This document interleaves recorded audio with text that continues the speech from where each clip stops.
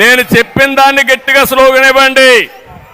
నేను తెలుగు జాతి స్వర్ణ యుగం కోసం అంటే రా కదిలి రాని గట్టిగా చెప్పాలి. అందరూ పిడికిలి బిగించి అవసరం లేచి నిలబడుకొని అందరూ లేచి నిలబడుకోండి. గట్టిగా చెప్పాలి. పిడికిలి బిగించి చెప్పాలి. తెలుగు జాతి స్వర్ణ యుగం కోసం ఇంకా గట్టిగా చెప్పాలి.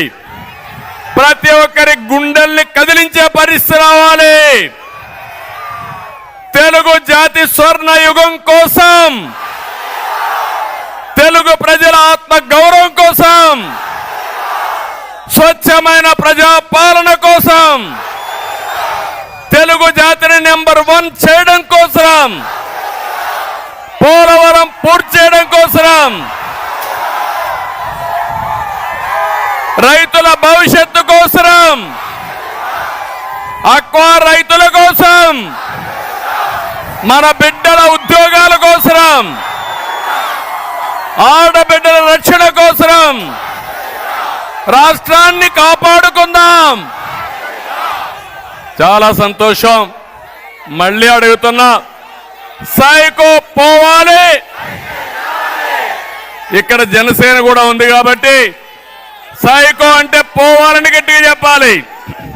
సైకో, సైకో పాలన, సైకో పాలన.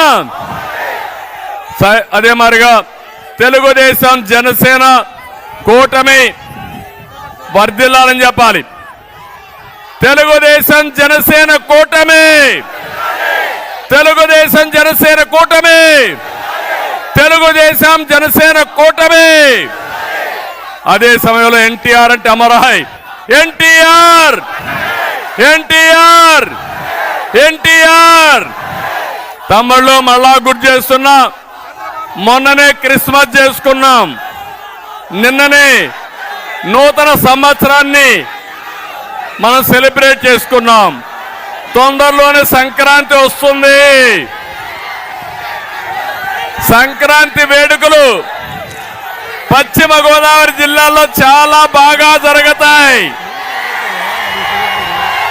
వేరే అన్ని ప్రాంతాల నుంచి పశ్చిమ గోదావరి జిల్లాకు వస్తారు. దానికంటే మన సాంప్రదాయాలు నేను చెప్పను. మీ అందరూ కూడా సంక్రాంతి బ్రహ్మాండంగా జరుపుకోవాలని మనస్ఫూర్తిగా ఆకాంక్షిస్తున్నా. అందరికీ సంక్రాంతి శుభాకాంక్షలు. మళ్ళీ ఒకటి కోరుతున్నా, ఈ సంక్రాంతి ఎట్లా జరుపుకుంటామో రేపు ఎన్నికలకు కూడా సిద్ధం కావాలి. ఇంటింటికి వెళ్ళాలి, ప్రతి ఒక్కరికి చెప్పాలి, చైతన్యాన్ని కలిగించాలి. రేపు రాబోయే రోజుల్లో వైఎస్ఆర్ కాంగ్రెస్ పార్టీని చిత్తుగా ఓడించాలి, బంగాళాఖాతంలో కలిపేయాలి.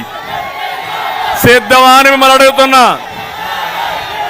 అది చేసి ఈ రాష్ట్రాన్ని కాపాడుకోవడానికి ముందుకు రావాల్సిందిగా మరొక్కసారి అందరినీ కోరుకుంటూ చేస్తారని చెప్పి ఆశిస్తూ, ఈరోజు నేను ఇక్కడికి వచ్చినప్పుడు మీరు చూపించిన అభిమానానికి పేరు పేరున అందరికి కూడా మనస్ఫూర్తిగా నమస్కారాలు.